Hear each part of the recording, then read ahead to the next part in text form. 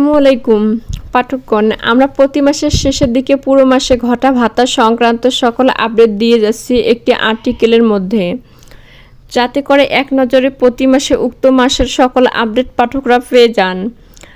আজকে আমি আপনাদের জন্য জানুয়ারি মাস 2025-এর প্রতিবন্ধী বয়স্কা বিধবার সর্বশেষ আপডেট নিয়ে আলোচনা করব। অনেকে আমাকে জানিয়েছেন যে তারা বিধবা ভাতার টাকা পাচ্ছেন না, তাদের টাকা কবে দেওয়া হবে। তাছাড়া নতুন করে যারা প্রতিবন্ধী ভাতার জন্য আবেদন করছেন তাদের টাকা কখন পাবেন, এই সব প্রশ্নের উত্তর আজকের এই ব্লগ পোস্টে পাবেন। তো চলুন শুরু করা যাক। প্রতিবন্ধী বয়স্কা বিধবা ভাতার সর্বশেষ আপডেট। প্রতিবন্ধী ভাতার আবেদনকারীদের জন্য সুসংবাদ। প্রথমেই যারা নতুন করে প্রতিবন্ধী ভাতার জন্য আবেদন করছেন তাদের জন্য একটি ভালো খবর আছে। গত মাসে প্রতিবন্ধী ভাতার আবেদন প্রক্রিয়া শেষ হয়েছে। যারা আবেদন করেছেন তারা ইনশাআল্লাহ 100% টাকা পাবেন। তবে এখানে একটি শর্ত আছে, সেটা হলো আবেদনকারীকে সত্যিকার অর্থে প্রতিবন্ধী হতে হবে। আপনারা হয়তো জানেন আমাদের সমাজে কিছু অসাধু ব্যক্তি আছেন যারা প্রতিবন্ধী না হয়ে প্রতিবন্ধী সনদ তৈরি করে নেন। এভাবে তারা প্রতিবন্ধী ভাতার টাকা নেওয়ার চেষ্টা করেন।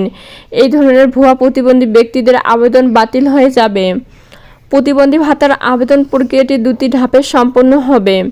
প্রথমে ইউনিয়ন কমিটি প্রাথমিক যাচাই বাছাই করবে, এরপর উপজেলা কমিটির চূড়ান্ত যাচাই বাছাই করবে। তারা চূড়ান্তভাবে নির্বাচিত হবেন, তাদের টাকা দেয়া হবে।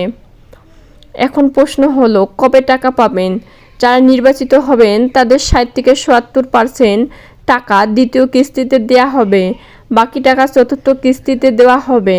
তবে এটা নির্ভর করবে সরকারের বরাদ্দের উপর।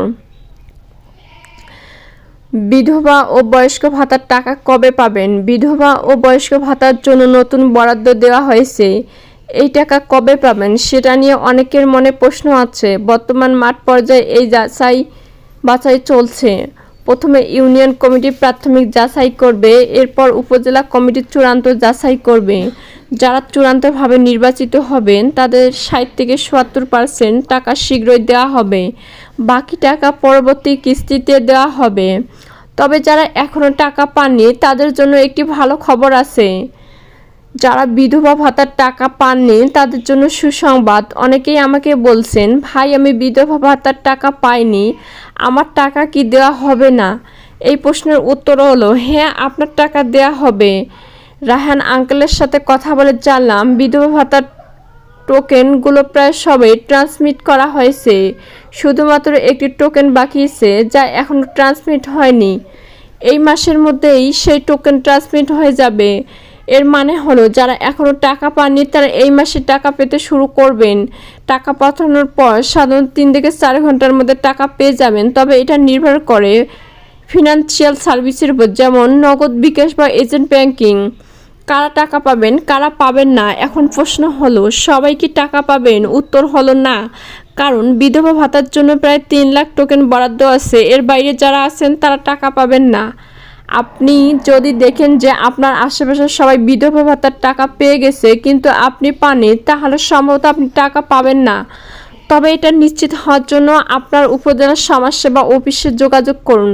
সেখানে গিয়ে জানুন আপনার পোল তালিকা পাঠানো হয়েছে কিনা। যদি না পাঠানো হয় তাহলে কোনো পাঠানো হয়নি সেটা জেনে নিন। অনেক সময় আপনার অ্যাকাউন্টের সমস্যা থাকতে পারে বা আপনার তথ্য মিসিং থাকতে পারে। এই সমস্যাগুলো সমাধান করলে আপনার টাকা পেতে কোনো বাধা থাকবে না। কি করবেন যদি টাকা না পান। আপনি যদি দেখেন যে আপনার আশেপাশে সবাই বিধবা ভাতা, বয়স্ক ভাতা বা প্রতিবন্ধী ভাতার টাকা পেয়ে গেছে কিন্তু আপনি পাননি, তাহলে নিচের পদক্ষেপগুলো অনুসরণ করুন। উপজেলার সমাজসেবা অফিসে যোগাযোগ করুন। সেখানে গিয়ে জানুন আপনার পেরোল পাঠানো হয়েছে কি না। অ্যাকাউন্ট চেক করুন। আপনার ব্যাংক অ্যাকাউন্ট বা মোবাইল ফিনান্সের অ্যাকাউন্টে কোনো সমস্যা আছে কিনা সেটা চেক করুন। তথ্য হালনাগাদ করুন। যদি আপনার তথ্য মিসিং থাকে বা ভুল থাকে তাহলে সেটা ঠিক করে নিন। আর পদক্ষেপগুলো অনুসরণ করলে ইনশাআল্লাহ আপনি আপনার ভাতার টাকা পেয়ে যাবেন।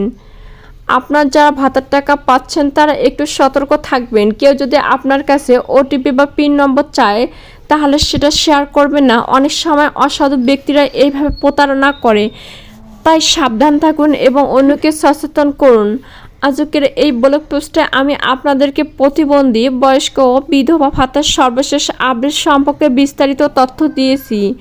আশা করি এই তথ্যগুলো আপনার কাজে লাগবে। যদি কোনো প্রশ্ন থাকে তাহলে নিচে কমেন্ট করে জানান। সবাই ভালো থাকুন, সুস্থ থাকুন এবং আমার জন্য দোয়া করবেন।